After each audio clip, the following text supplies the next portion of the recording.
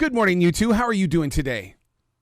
Oh my goodness, we're so grateful to be with you, Arrow. Thank you so much for having us. Well, Absolutely. Thanks, Arrow. you guys have got something that is just fantastic to listen to. You make it fun, you make it interesting, and you know what? You make it also a learning tool because the way that you take us behind the scenes on SpongeBob Binge Pants, I mean, you talk about someone that does their homework. You guys do as well. Hmm. Well, we have to. I mean, we have some of the most iconic and influential guests in the SpongeBob universe that come onto our podcast. And Hector and I, as fans of the show, like often can't even believe who we're about to interview. So it's a lot of fun, like getting to actually, like put my little research cap on and to break down either the episodes or the careers of the amazing people we're talking to, and then just get into it with them. Yeah, it's funny, Arrow. You're talking about like us doing our research. A few weeks ago, Frankie and I, we talked to somebody. I don't want to say who. It's a special upcoming guest. Very cool. But our homework was literally to go back and watch a certain special type of a SpongeBob episode in one afternoon. And Frankie and I were just like, what a fun job. It was so great and so cool to do. So, yeah, this is the research that we have to prepare to just watch SpongeBob. It's great. When you talk about breaking it down, I love that language. And the reason why is because a lot of viewers and listeners don't understand the amazing amount of teamwork that has to go into a project. And that's what you guys are doing. You're taking us behind the scenes to live out what's required. Yes, and it is extensive, starting all the way from the top, all the way down, to the individual people that craft the individual frame that you look at in SpongeBob SquarePants. It takes about 10 months for one episode of SpongeBob to be made, and it goes through so many different hands. It goes to different countries. It goes around the world. Like, it is an international production to make one episode. And we get to talk to all the people. Like one of my very favorite interviews is with Teal Wicks, who created SpongeBob Yellow. She's known as the color queen of the SpongeBob universe, and she created SpongeBob Yellow, which then became the Pantone color of the year. Like, it was just a really interesting. It's an interesting podcast. I geek out quite a lot. Yeah. One of the things that's helps this podcast grow is the fact that you talk with people like Mary Jo Catlett in the way that a lot of those voiceover actors don't get the credit they deserve. Yeah, it's one of the pleasures of Frankie and I's job is when we do get to talk to those actors, because especially growing up with SpongeBob and being cartoon fans since we were young, we know that like behind the scenes working folks and the people that get to do these amazing characters, they just go into the booth, they do their job, they're hilarious, and then they go home and they're actors, but they don't have the sort of celebrity life that a lot of other actors kind of have to deal with. The only times they've really gotten to see that is how the internet now gives instantaneous feedback. And we didn't really have the internet when SpongeBob started in 1999, the way that it exists today. Mm-hmm. And the second thing is when they get to go to conventions, when they get to go to Comic-Con in San Diego, or, the various places in New York or wherever they're going, and they get to put on panels and kind of see the fans. And because of the pandemic, I think the past few years, that's really changed and has really been different. So we get to talk to them, and Frank and I just get to geek out and gush about how much we love what they do, and they get to tell us what their fan interactions have been like. And Mary Jo had such a great story. She had such great. I mean, everybody in the cast loves Mary Jo Catlett, the voice of Mrs. Puff, especially. And she was telling us stories like when she was on a cruise and she's at a table and a little girl next to her was like turning around, recognizing her voice and going, "Are you Mrs. Puff?" Yeah. And then she gets to respond, "Well, yes." And kids talk to them like, "Why are you mean to SpongeBob?" Or what, like it's so wonderful. It's so great. And then the voice actors also get to tell us how meaningful it's been for them to be a part of this thing, because when it started, it was just a job for them. For a lot of the voice actors, one of many jobs. They're on many cartoons, and they had no idea that SpongeBob was going to turn into this global phenomenon. And we're talking about it 20 plus years later. And then the voice actors on our show get to talk about that feeling. They get to, Bill Fagerbakke, the voice of Patrick, has gotten to talk about how much it means to him to play this character. And like there's been emotional times, Arrow. Frankie and I would get choked up listening to these stories. It's awesome. Yeah, because when I was in LA, we were doing a show, and Bill came on to the show, and he talked about that character that he didn't know what he was going to do after Coach, and this kind of fell into his lap. He took a chance on it, but to hear the emotion that he puts into his story on that, I mean, every one of them, and to me, that makes me appreciate SpongeBob even more. Yeah, and Bill had really good behind the scenes stories that he was very at liberty to share, because he literally is, the secondhand man for the show. Mm-hmm. And he has his own show now, because now there's the Patrick Star show. So he has his own spinoff. So he's been his interview, which I believe is a two-parter, is truly remarkable, and definitely everybody needs to check that one out, because he spills some great behind the scenes tea that I did not know existed. I was very excited to find out about. He's and everyone's so nice. I know I just had it a little bit, but like, let me just tell you, this SpongeBob family are just the nicest people. It's a very nice, upbeat, positive podcast, which I think you would assume from the title, but it really is that. Well, the fascinating thing about this is the length of the podcast, because I mean, every city, I don't care if you're in LA, New York, or even down here in Charlotte, every city is a 20-minute town anymore, because everything seems to have come together as a community. And so you give me just enough time to take in an episode so that I don't have to interrupt the episode, because I got to go do some shopping. Great. I love it. Built for the commute. Built for the commute. Yeah. I don't know. I'm in LA, and honestly, it could be a 20-minute commute, and it could be a 3.5 hour. That's right. And that's why you have several episodes. Yeah. He's like, okay, well, episode 2, or I can listen to it at half speed. So when you're sitting down with Jill Talley, are you taking a boatload of notes? Because I mean, she's a teacher as well in the way of moving things forward.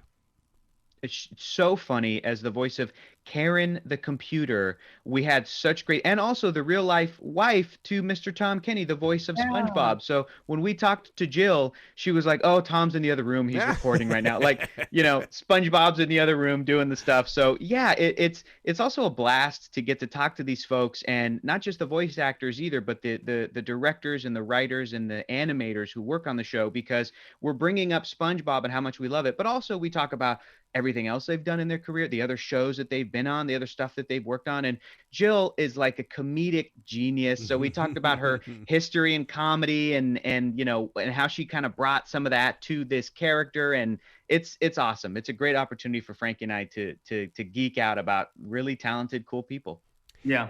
Would you say that every age group on the planet has experienced SpongeBob in some way or form?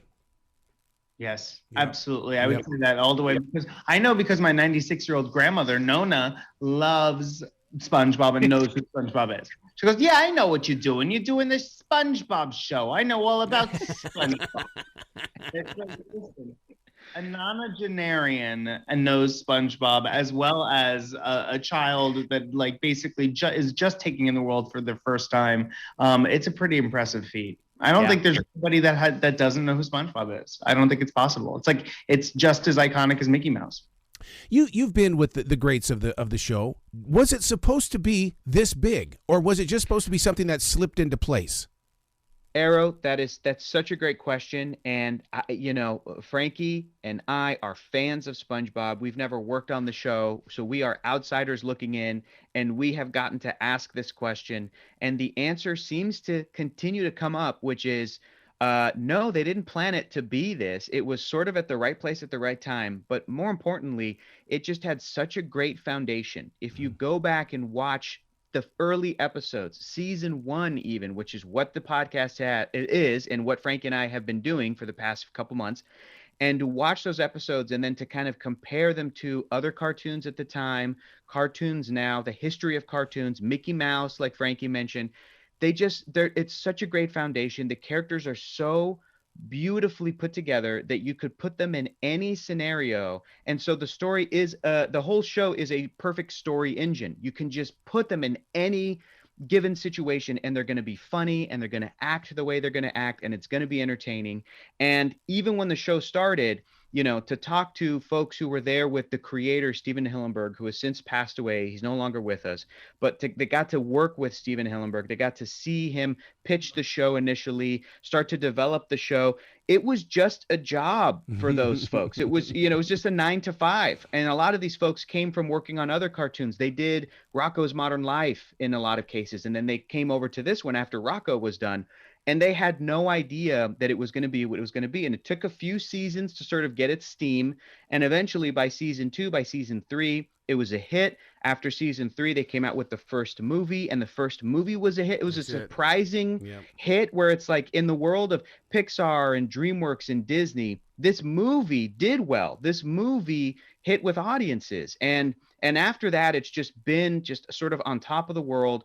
But I think the secret to its success is that even though it is the most popular cartoon show maybe ever, the people working behind the scenes and making the show, they are still thinking about it the way that they originally thought about it in the late 90s and early 2000s. Like, that's their focus, is making great stories, really funny little stories, entertaining stories, making you laugh, making you smile, injecting that heartfelt moment in there, having really sweet moments. And SpongeBob changed the world by just being a character who is not a cynical guy. He's the opposite of Bugs Bunny, and I love Bugs.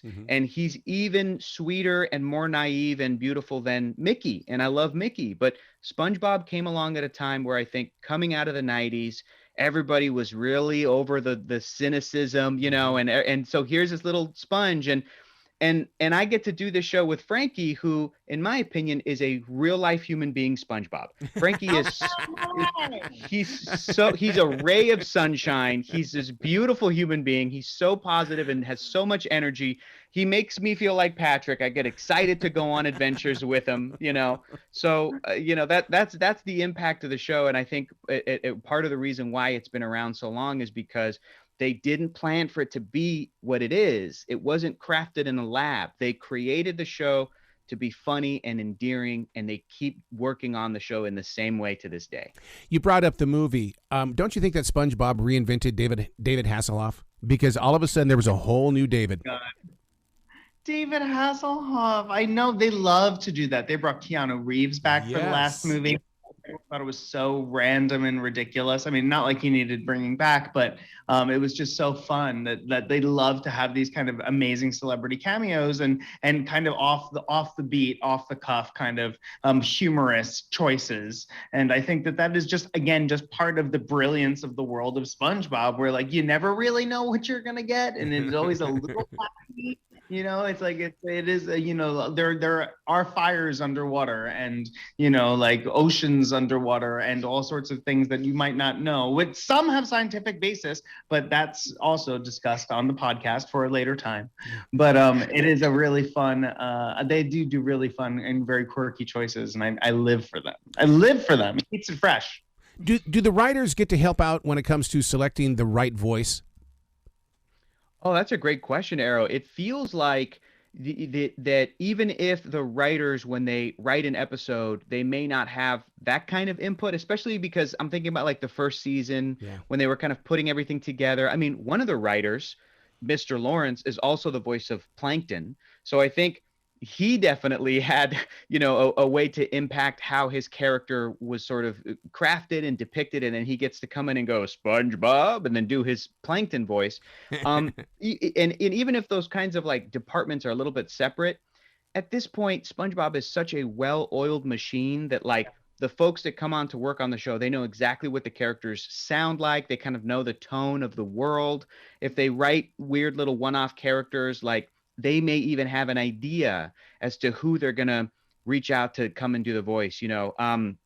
Great voice actors who are maybe not one of the main cast members, they still get to come on and play these really fun side characters and background characters and one-off lines. And so, yeah, it feels like the writers, the artists, the animators themselves, oftentimes overseas, the voice actors, all of these people, they all just they're like on the same page. It's crazy. And even when they reach out of the show and they get special groups of people to do special animation for the show, those people are on the same page. Like the world of SpongeBob is just so well put together and kind of well steered that it just always turns out great.